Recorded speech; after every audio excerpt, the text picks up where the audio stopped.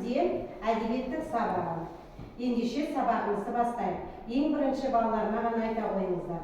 Бізде осы аптаның дәйек сөзі қандай еді? Жаңаша. Жаңашылдық, заман талабы. Ендеше сабаққа бүгінгі дайынбыз ба? Ендеше дайынбыз, я? Психологиялық ахуал. Амансың ба күн, амансың ба жер, амансың ба халқым, амансың ба сен, ол мен. Тамаша отыра қоямыз. Балалар, әдебиеттің сабақтан бізде қазір өтіп жатқан бөлім ол салт дәстүрлер мен ауыз әдебиеті. Ендеше қазір біз сол салт дәстүрімізге байланысты сабағымызды бастаймыз. Сабағымызды 4 топқа бөлемін. Бірінші топ ол бізде жұмбақтар тобы, екінші топ өтірік өлеңдер, үшінші жаңылтпаштар, төртінші ертегілер тобы. Қарап отырсаңыздар, міне тақтада бала. Топқа түрлі түспен боялған. Ендеше біздің сарқылмас қазынамыз өзіміздің асықты аламыз, түрлі асықтардан топ құралып алайық. Өздеріңіздің ұнатқан түстеріңізді таңдап асықтарыңызды алуға рұқсат. Өздеріңіз ұнатқан түсті аласыздар және өздеріңіздің топқа барып шайқасасыздар.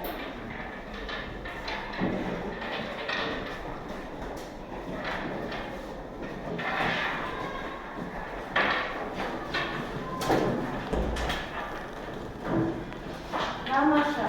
Міне өздеріңіз ұнатқан топты құрылды. Ендеше балалар бері қараймыз. Тәртіп бар жерде білім бар, кішкене тәртіп сақтайық, балалар. Енді біз сіздермен топ құрылғаннан кейін біз не істейміз? Қазір осы топта әрбір топ қалай жұмыс істейді? Сіздерді мен жұмыс жасаған сайын марапаттап отырамын. Оны өзіміздің сарқылмас қазынамыз қамшы арқылы өздеріңізге ұпай жинайсыздар. Ал қамшы қай сынып көп жинайды, сол сынып белсенді, ең мықты топ болып саналады. Ендеше міне біз сіздермен топ құрады. Ең бірінші сабағымызды балалар үй тапсырмасын пысықтаудан бастаймыз. Үйге не берілді? Кәне кім айтады? Үйге не берілді? Кәне көз айым айта қойшы. Үй тапсырмасына Байғазы мәтінін мазмұндап келуге берілді. Тамаша. Байғазы мәтінін тамашалауға және оны мазмұндап келуге бердім балалар. Содан кейін Байғазы тақырыбына мен сіздерге мағлұмат жинап кел дейтін болғанмын. Кәне мағлұматты кім жинап келді? Кәне Ер Сұлтан айта ғой кел. Тамаша. Айта ғой. Байғазы дегеніміз жасөспірімдерге, боз балаларға және бойжеткен қыздарға берілген сый. Егер жасөспірім адам жаңа киім алып кетсе, оған ата-әжелеріміз, ағаларымыз және апаларымыз ақшалай зат береді. Тамаша. Келесі. Енді балалар үй тапсырмасын мен сіздерге ала ғой. Үй тапсырмасын сұрақ жауап арқылы пысықтағым келіп тұр. Бірінші сұрақ. Нартайдың үйіне кімдер келді? Нартайдың үйіне кімдер келді? Кәне Еркежан айта ғой. Нартайдың үйіне Ержан мен оның ағасы Ермек келді. Тамаша. Нартайдың үйіне Ержан мен Ермек келді. Ал енді екінші сұрақ балалар.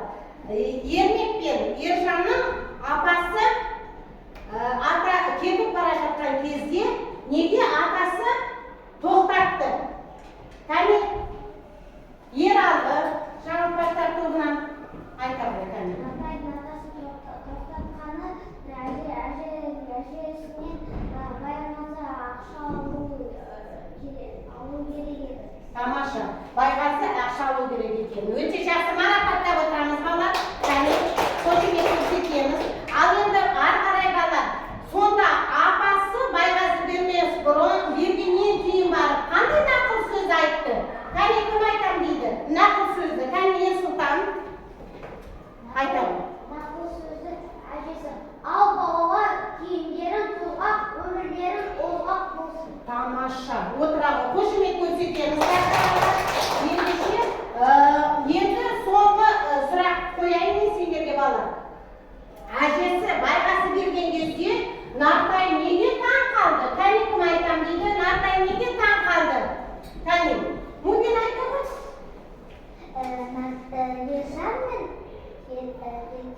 Bizге ақша берді, қағаз ақша берді.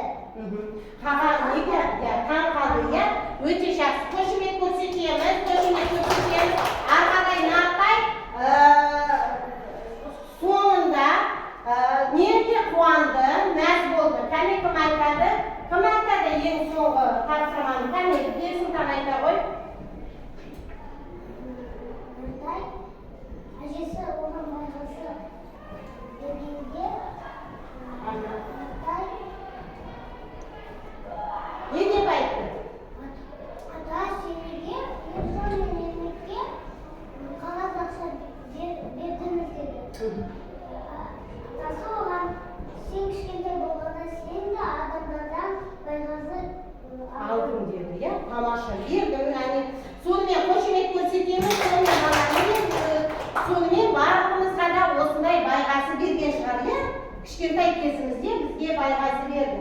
Енді балалар бүгінгі өткен тақырыпты біз тамамдадық.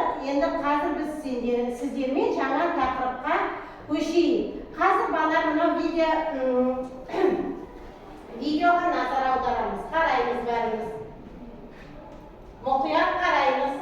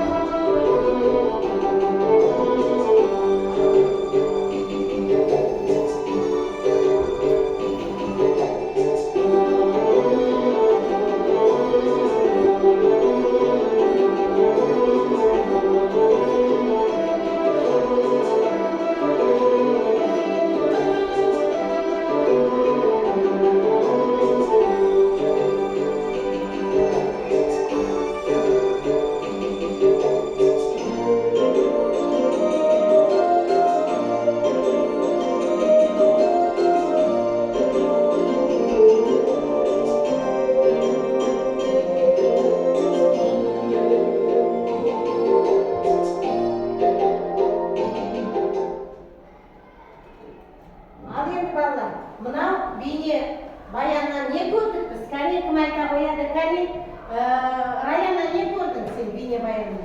Бейнебаянында біз көрдік бесікті қалай жасады. Бесікті ағаштан жасады. Тамаша. Ал енді бала, бесікті көріп отырсақ, бесіктің иесі кім екен? Кәне, кім айтады? Кәне, Амин айта ғой, бесіктің иесі кім екен? Айта ғой, бесіктің иесі кім? Бесіктің иесі. Кәне, айта ғой, бесіктің иесі Сәби, Сәби. Отыра ғой, тамаша. Тезірек жауап беру керек қой. Ал енді балалар, ары қарай тақтаға назар аударамыз. Мына жерде балалар адасқан әріптерден біздер сөз құрауымыз керек. Қандай сөз құрайды? Кім құрайды? Қане сезім келе ғой. Қандай сөз құралады? Мына жерде құрай ғой. Қандай сөз құралды біздер? Құрай ғой.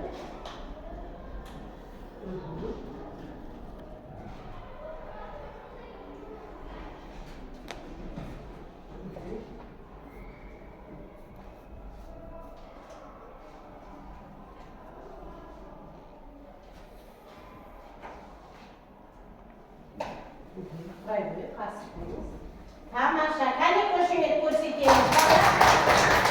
Сабағымыздың тақырыбы, сабақтың тақырыбы балалар бүгінгі халық ауыз әдебиетінің түрлерімен танысасыздар, және де өлеңнің жанрлық ерекшеліктерін осы сабақта біз анықтаймыз. Ары қарай енді балалар тақтаға мұқият қараймыз. Біз сіздермен ауыз әдебиетін өтеміз, Осы ауыз әдебиетінің ішіндегі бізге таныс жанрлық қайсысы таныс бізге? Кәне айта қоямыз, кәне айтамын көзайым, қайсысы таныс бізге? Жұмбағы,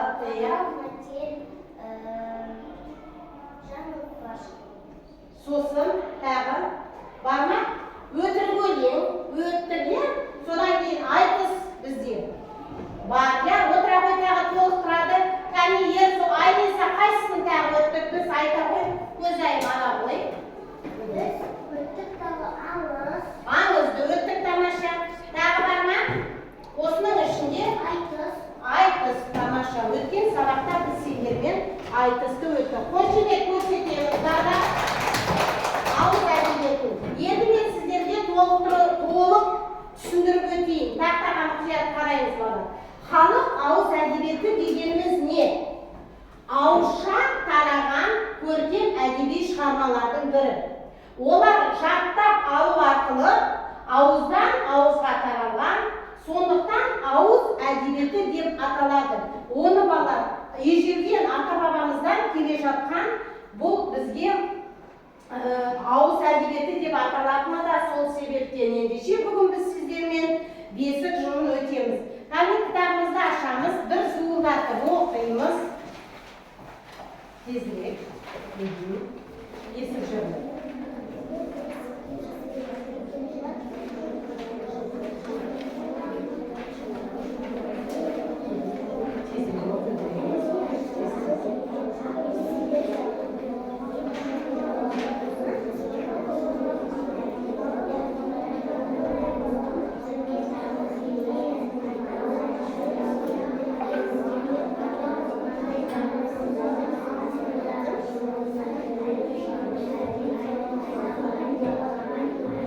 Енді көтереміз басымызды, тақтаға мұқият қараймыз. 4 жылын оқимын, содан кейін арқарай жалғастырып, әр топтан балаларға оқытып шығамын. Әлди ақ бөпем, ақ бесікке жат бөпем. Жылама, бөпем жылама, жігіт шақып берейін. Келе отырмын. Алихан, арқарай. Тезірек оқи ғой. Арман. Өте жақсы қошемет көрсетіп отырамыз. Ал оқи бер. Тамаша Алихан. Ала ғой жақсы оқыдың. Оқи бер. Қазір. Ал. Маңайдағы қондызым, аспандағы жұлдызым, әлди бауым, әлди ай, айналай бауым ай. Өте жақсы қошемет көрсетеміз. Бер әлі оқын қойма. Ала ғой. Арман. Ала ғой. Ұпайларында алып отырамыз балалар. Кәне арқарай жалғастыра ғой. Айналсын сенен аманбай, әлдилеп сені сүйгенде анаңның болар көңілі зай, әлди балам, әлди ай. Тамаша, отыра ғой. Қошемет көрсетеміз. Ислам келе ғой. Жүгіріп келе ғой. Оқи ғой. Әлди ақ. Байқамын балаларына. Қатта. Ал, оқи ғой. Әлди ақ бөпем, ақ бесікке жат бөпем, жылыма бөпем жылама, жілік шағып берейін. Тамаша, келісесің келе ғой. Содан кейін Дарина дайын тұрамыз. Ала ғой, оқи ғой тезірек. Байлықтаның құйрығын жігіт ақ берейін, айналайын шырағын көрге бөпем. Келе ғой Дарина. Тезірек.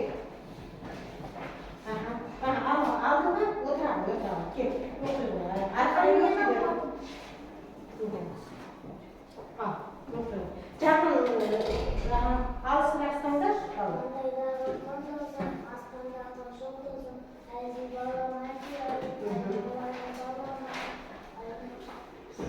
айналсын сенен Аман ай. Отыра ғой, соңғы жолын бізге келе ғой. Азиза келе ғой. Тезірек оқи ғой. Тезірек.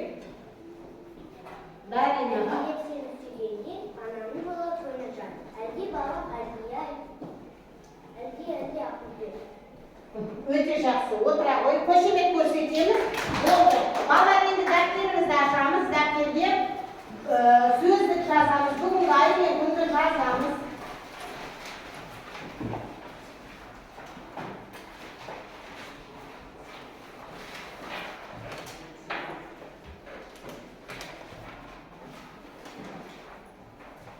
sözdük жұмыс. Балалар, arkamızda keng turib tip ushlaymiz, dafterda